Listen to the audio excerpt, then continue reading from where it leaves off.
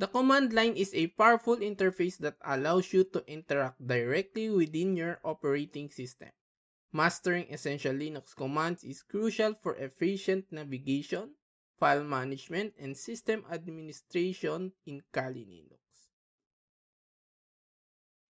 Let's start with the basic of navigation, the file system. This command list directory contains cd changes the current directory, and pwd displays the present working directory. These commands are fundamental for moving around and managing files in Kali Linux.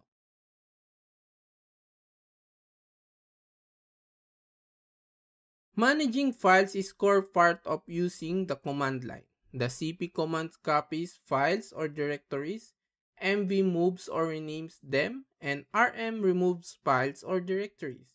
Understanding these commands allows you to efficiently organize your workspace. Viewing and editing files from the command line is essential for configuration and scripting. The cat command displays the file's content, Nano provides a simple text editor, and Vim offers a more advanced editing experience. We'll explore how to use each effectively.